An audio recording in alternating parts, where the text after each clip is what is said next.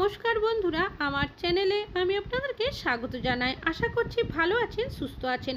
আমাদের প্রত্যেক দিনের সংসারের কাজগুলোকে আমরা যদি কিছুটা টিপস মেনে করি, তাহলে দেখবেন সংসারের কাজগুলোও অনেকটাই সহজ হয়ে যাবে, নিজেদের জন্য কিছুটা সময়ও বাঁচিয়ে নিতে পারবো, এমনকি সংসার খরচও অনেকটাই কমিয়ে নিতে পারবো। তেমনই কিছু ছোট ছোট ইউজফুল টিপস শেয়ার করব।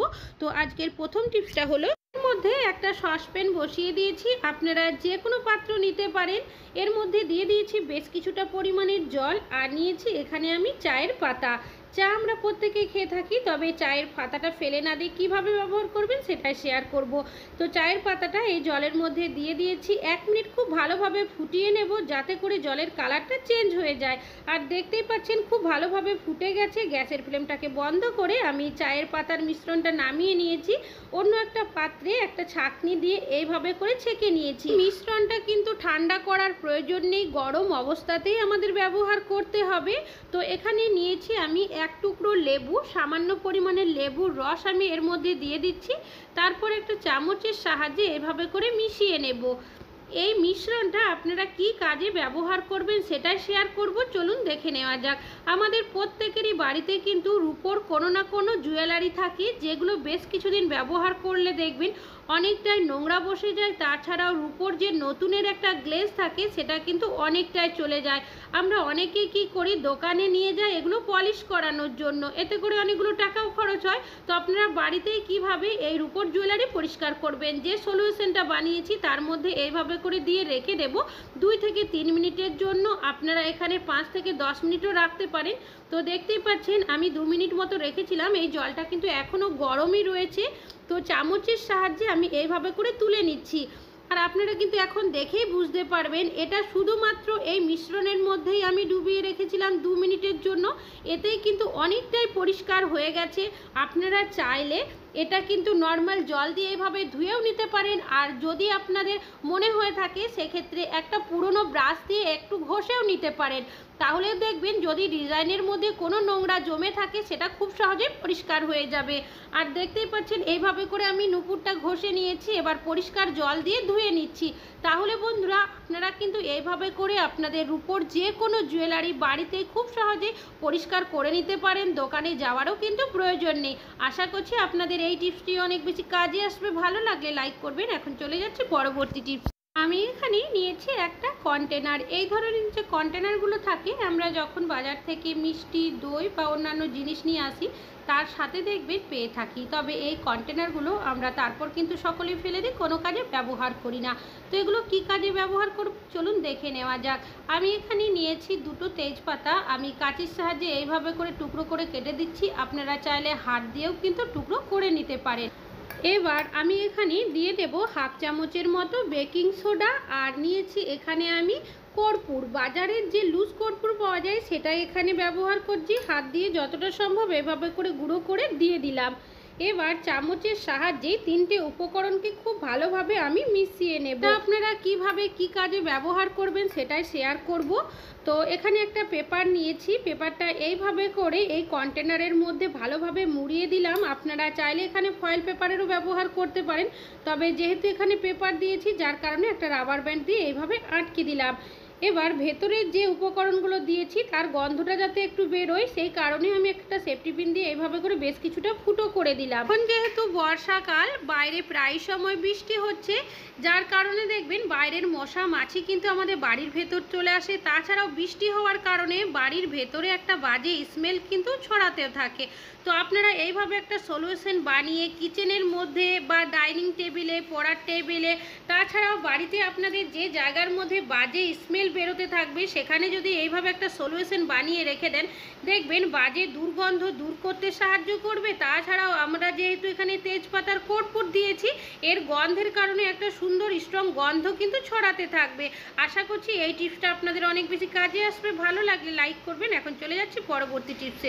আমি এখানে নিয়েছি বেশ কিছুটা এলাচ। আমরা রান্না বান্না করার জন্য অনেকেই দেখবেন এলাচের ব্যবহার করে থাকি, তবে এলাচের যে দানাগুলো থাকে সেগুলো কিন্তু সকলে ব্যবহার করি আর খোসাগুলো কি করি সকলে ফেলে দিই। তবে এলাচের খোসাগুলো আপনারা কিন্তু ভুল করেও ফেলে দেবেন না। আজকে এমনই একটা টিপস শেয়ার করব এলাচের খোসা দিয়ে, সেগুলো জানলে কিন্তু আপনারা কোনোদিনই এলাচের খোসা ফেলবেন না। তো কি কাজে এই এলাচের খোসা ব্যবহার করবেন চলুন দেখে নেওয়া যাক।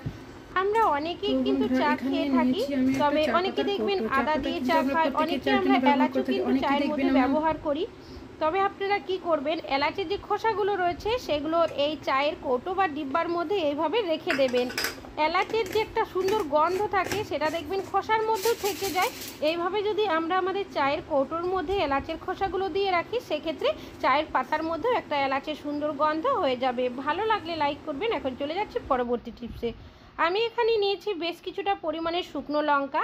শুকনো লঙ্কা আমরা বাড়িতে কম বেশি অনেকেই ব্যবহার করে থাকি, তবে যেহেতু এখন বর্ষার সময় দেখবেন এই শুকনো লঙ্কার মধ্যে খুব তাড়াতাড়ি ফাঙ্গাস ধরে যায়, এমনকি পোকাও ধরে যায়, যার কারণে লঙ্কা যদি বাড়িতে এনে রাখা হয় নষ্ট হয়ে যায় এরকম হলে। তো আমরা অনেকেই কী করি, রোদ্রের মধ্যে দিয়ে রাখি যাতে করে ফাঙ্গাস না ধরে। তবে এখন যেহেতু বর্ষার সময় প্রায় সময় বৃষ্টি হয়, রৌদ্র সেইভাবে ওঠে না, তো আপনারা কি করবেন, যখন রান্না বান্না করবেন আমরা অনেক সময় কি করি, দুটো গ্যাস ওভেনের মধ্যেই কিন্তু কোনো না কোনো রান্না বান্না করে থাকি। সেক্ষেত্রে দেখবেন গ্যাস ওভেনের মাঝখানের জায়গাটা কিন্তু অনেকটাই গরম থাকে। তো এই গরম অংশটার মধ্যে আপনারা কি করবেন, যে লঙ্কার মধ্যে ফাঙ্গাস ধরে যাবে সেই লঙ্কাটা এইভাবে রেখে দেবেন। এইভাবে যদি আমরা মাঝে মধ্যে রেখে দিই, সেক্ষেত্রে দেখবেন লঙ্কা কিন্তু আমাদের রোদ্রে দেওয়ার কোনো প্রয়োজনই হবে না। লঙ্কার মধ্যে না তো ফাঙ্গাস ধরবে না পোকা ধরবে। আশা করছি আপনাদের এই টিপসটি অনেক বেশি কাজে আসবে। ভালো লাগলে লাইক করবেন। এখন চলে যাচ্ছি পরবর্তীটি। বাড়িতে ছোট বাচ্চারা রয়েছে, তারা দেখবেন দুষ্টুমি করতে করতে অনেক সময় কি করে, দেওয়ালের মধ্যে হোক, দরজার মধ্যে বা অন্যান্য জায়গার মধ্যে এইভাবে করে কালার নিয়ে দাগ কেটে দেয়, যেটা দেখতেও অনেকটাই বাজে লাগে। তাছাড়াও এই কালারের দাগ অনেকটাই তুলতে আমাদের সমস্যা হয়। তো আপনারা কিভাবে খুব সহজে এই কালারের দাগ তুলে নেবেন তারই একটা টিপস শেয়ার করছি। এখানে নিয়েছি আমি কোলগেট, সামান্য পরিমাণের কোলগেট দিয়ে দিলাম। আপনারা যে কোনো সাদা ধরনের টুথপেস্ট নিতে পারেন। আর যেখানে কালারের দাগ দিয়েছে তার মধ্যে হাত দিয়ে যদি এইভাবে করে আমরা কোলগেটটাকে ঘষে নিই, সেক্ষেত্রে দেখবেন কালারের যে দাগগুলো রয়েছে সেটা কিন্তু আস্তে আস্তে হালকা হয়ে যেতে শুরু করবে। তারপর একটা সুতির কাপড়ের টুকরো হোক কি তুলো জল দিয়ে ভিজিয়ে নিংড়ে নেবেন। এবার হালকাভাবে এইভাবে যদি আপনারা ঘষে নেন, সেক্ষেত্রে দেখবেন খুব সহজেই কিন্তু কালারের দাগগুলো উঠে যাবে। তাহলে বন্ধুরা আশা করছি আপনাদের এই টিপসটিও অনেক বেশি কাজে আসবে। বাচ্চাদেরকে বোকাঝোকা না করে আমরা কিন্তু এইভাবে কালারের দাগগুলো তুলে নিতে পারি। ভালো লাগলে লাইক করবেন। এখন চলে যাচ্ছি পরবর্তী। কম বেশি কিন্তু অনেকেরই বাড়িতে নিয়ে আসা হয়, তবে লেবু যদি একটু বেশি পরিমাণে নিয়ে আসি, সেক্ষেত্রে দেখা যায় লেবুগুলো যদি আমরা ফ্রিজেও রাখি না কেন, বেশ কিছুদিন থেকে গেলে লেবুটা কিন্তু শুকিয়ে যায়। আর শুকিয়ে যাওয়া লেবু থেকে কিন্তু আমরা কোনোভাবেই রস বের করতে পারি না, তখন কিন্তু লেবুগুলো নষ্ট হয়ে যায়। তবে আপনারা যখনই লেবু নিয়ে আসবেন একটু বেশি পরিমাণের, কিভাবে রাখলে লেবু কিন্তু কোনোভাবেই শুকিয়ে যাবে না। তো এখানে নিয়েছি বেশ কিছুটা পেপারের টুকরো, একটা টুকরো নিয়েছি, তারপর লেবুটাকে মাঝখানে রেখে পেপারটা দিয়ে আমি এইভাবে করে মুড়িয়ে দিচ্ছি। এইভাবে করে প্রত্যেকটা লেবুই কিন্তু পেপারের মধ্যে দিয়ে মুড়িয়ে নেব। আর দেখতেই পাচ্ছেন বন্ধুরা, সব লেবুই কিন্তু এইভাবে করে পেপারের মধ্যে খুব ভালোভাবে মুড়িয়ে নিয়েছি। এবার আপনারা এখানে যে কোনো কন্টেনার বা এয়ারটাইট বক্সের ব্যবহার করতে পারেন। তো এইভাবে করে এবার লেবুগুলো যদি আমরা কন্টেনার বা বক্সের মধ্যে রেখে ঢাকনাটা লাগিয়ে রেখে দিই, সেক্ষেত্রে যদি আপনারা ফ্রিজে রাখেন দেখবেন 1 মাস পর্যন্ত লেবু কিন্তু কোনোভাবেই শুকিয়ে যাবে না, একদমই ভালো থাকবে। আর যদি আপনারা ফ্রিজ ছাড়া রাখেন, সেক্ষেত্রে দেখবেন 2 সপ্তাহ পর্যন্ত কিন্তু এই লেবুগুলো ভালো থাকবে। ভালো লাগলে লাইক করবেন। এখন চলে যাচ্ছি পরবর্তী টিপস। শাড়ি আমরা প্রত্যেকেই কিন্তু কম বেশি পরে থাকি, তবে যখন আমরা শাড়ি পরি, শাড়ি পরার পর কুচিতে হোক কি শাড়ির পিন আপে আমরা কিন্তু সেফটি পিন দিয়ে আটকে দিই। তবে যখন আমরা সেফটি পিন দিয়ে আটকে দিই, অনেক সময় দেখবেন সেফটি পিনটা খোলার সময় কি হয়, সেফটি পিনের যে নিচের সাইডটা রয়েছে সেটা কিন্তু শাড়ির সঙ্গে এমনভাবে আটকে যায়, আমরা কিন্তু কোনোভাবেই সেফটি পিনটা খুলতে পারি না। অনেকটাই যদি টানাটানি করতে যায়, সেক্ষেত্রে শাড়িটাও কিন্তু ছিঁড়ে যাওয়ার সম্ভাবনা থাকে। তবে অনেকে কি করে দেখবেন সেফটি পিন লাগানোর আগে একটা পুঁথি আটকে নেন, তারপরেই কিন্তু লাগান। তবে সবার কাছে সবসময় কিন্তু পুঁথি থাকে না, সেক্ষেত্রে কিভাবে আপনারা সেফটি পিনটা শাড়ির মধ্যে আটকে নেবেন। তো আমি এখানে নিয়েছি একটা সুজির প্যাকেট, আপনারা যে কোনো প্যাকেট এখানে নিতে পারেন। তো এই কোণার সাইড থেকে সামান্য পরিমাণের আমি কাঁচির সাহায্যে এভাবে কেটে নিয়েছি। এবার এই যে প্লাস্টিকের টুকরোটা রয়েছে সেটাকে কিন্তু ব্যবহার করব। এই সেফটি পিনটা দিয়ে আমি এইভাবে করে একটা ছোট ফুটো প্রথমে করে নিচ্ছি, তারপর সেফটি পিনের মধ্যে এইভাবে করে প্লাস্টিকটাকে আটকে দেব। এবার যদি আপনারা শাড়ির কুচিতে হোক কি শাড়ির পিন আপে সেফটি পিন দিয়ে আটকে দেন, সেক্ষেত্রে সেফটি পিনটা শাড়ির মধ্যে কোনোভাবেই আটকে যাবে না, যেহেতু একটা প্লাস্টিকের টুকরো ব্যবহার করেছি। তাছাড়াও সেফটি পিনটা আমরা প্রায় সময় কিন্তু ভেতরের সাইডে আটকে দিই, যার কারণে প্লাস্টিকটা দেখারও কিন্তু সম্ভাবনা থাকবে না। তাহলে বন্ধুরা, আশা করছি এই টিপসটা আপনাদের অনেক বেশি কাজে আসবে। ভালো লাগলে লাইক করবেন। এখন চলে যাচ্ছে পরবর্তী টিপসে। মশলা পেস্ট করার জন্য আমরা কম বেশি অনেকেই মিক্সারের ব্যবহার করে থাকি, তবে অনেক সময় রান্নাবান্না করতে করতে দেখবেন মিক্সারে হাত দিই, যার কারণে তেল মশলা লেগে যায়।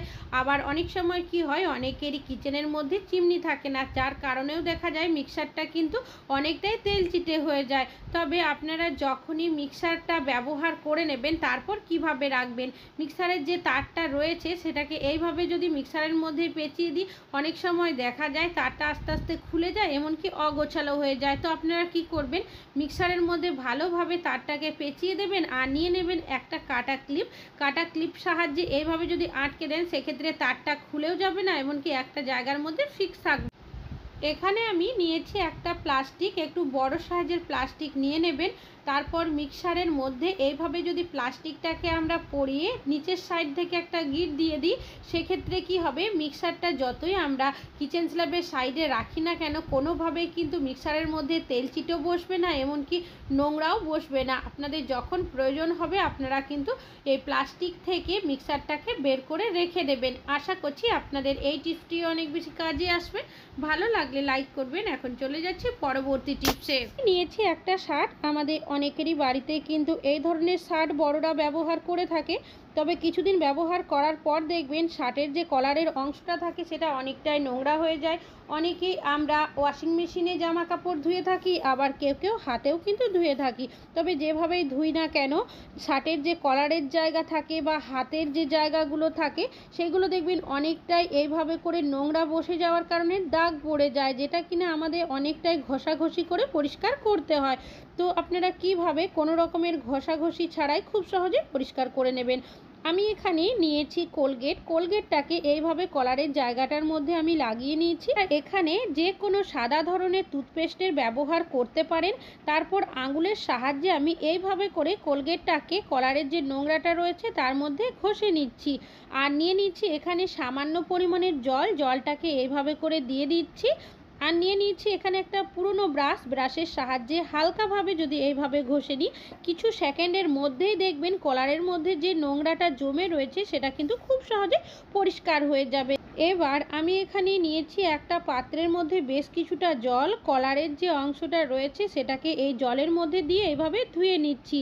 আর দেখতেই পাচ্ছেন বন্ধুরা, আগে এই শার্টের কলারটা কতটা নোংরা ছিল আর এখন কতটা পরিষ্কার হয়ে গেছে। আশা করছি আপনারা কিন্তু এইভাবে করে আপনাদের কাজটা খুব সহজে করে নিতে পারেন। ভালো লাগলে লাইক করবেন। এখন চলে যাচ্ছি পরবর্তী টিপসে। এখানে নিয়েছি বেশ কিছুটা জামা কাপড়। আমরা কম বেশি অনেকেই কিন্তু জামা কাপড় ধুয়ে থাকি, বিশেষ করে বর্ষাকালে যখন আমরা জামা কাপড় ধুই অনেকেরই হাতের মধ্যে দেখবেন হাজা ধরে যায়, আঙুলের ফাঁকে ফাঁকে র্যাশ হয়ে যায়, লাল হয়ে যায়, বা কখনো কখনো যদি আমাদের হাত কেটে যায় সেক্ষেত্রে দেখবেন ডিটারজেন্ট পাউডার বা অন্যান্য লিকুইড দিয়ে জামা কাপড় ধুতে আমাদের অনেকটাই অসুবিধা হয়। তাও অনেকেরই বাড়িতে কিন্তু ওয়াশিং মেশিন নেই বা সাহায্য করার মতো কেউ নেই, সেক্ষেত্রে এই জামা কাপড় কিন্তু আমাদের নিজেদেরই ধুতে হয়। তো জামা কাপড়ের মধ্যে ডাইরেক্ট হাত না দিয়ে বা সার্ফ জলের মধ্যে ডাইরেক্ট হাত না দিয়ে কিভাবে জামা কাপড় ধোবেন, এখানে আমি নিয়েছি বেশ কিছুটা পরিমাণ ডিটারজেন্ট পাউডার। সেটা কিন্তু আগেই জলে একটু গোলানো ছিল, তো এই জলের মধ্যে দিয়ে চামচের সাহায্যে এভাবে মিশিয়ে নিচ্ছি। আপনারা যে কোনো লিকুইড এখানে ব্যবহার করতে পারেন। আর নিয়ে নিচ্ছি এখানে একটা প্লাস্টিক, আপনারা একটু বড় সাইজের প্লাস্টিক নেবেন, তারপর হাতের মধ্যে এইভাবে পরে নেবেন।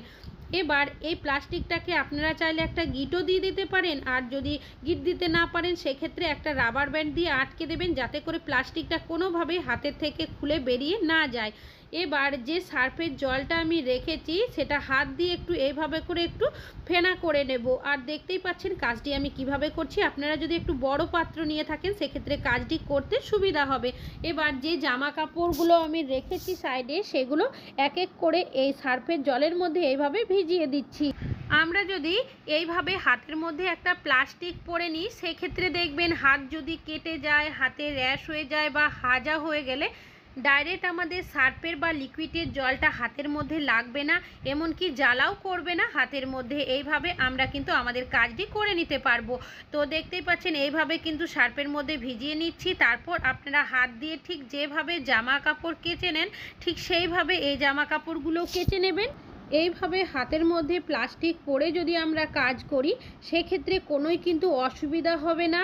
তবে অনেকেরই আঙুলের ফাঁকে ফাঁকে হাজা হয়ে যায়, র্যাশ হয়ে যায়, চুলকানি হয়। দেখবেন যদি আমাদের হাতের মধ্যে কোনোভাবে সার্ফ সাবান লেগে যায় অনেকটাই কিন্তু জ্বালা করতে থাকে, হাত ভিজে যায়, ঠিকঠাক হতেও কিন্তু অনেকটাই সময় লাগে।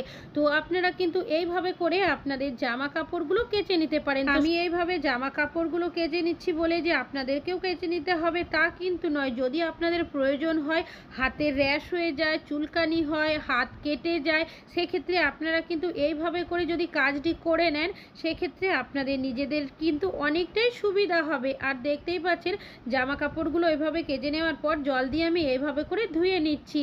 জামা কাপড় ধুয়ে নেওয়ার পর এইভাবে আমরা কিন্তু এই প্লাস্টিক পরে আমাদের জামা কাপড় নিংড়েও নিতে পারবো। দেখতেই পাচ্ছেন কতটা সহজে আমরা কিন্তু কাজগুলো করে নিই। আপনাদের যদি প্রয়োজন হয়ে থাকে সেক্ষেত্রে কিন্তু আপনারা আপনাদের কাজগুলো এভাবে করে নিতে পারেন। তাহলে বন্ধুরা আশা করছি আপনাদের এই টিপসটিও অনেক বেশি কাজে আসবে। ভালো লাগলে লাইক করবেন। আজকে এখানে শেষ করছি।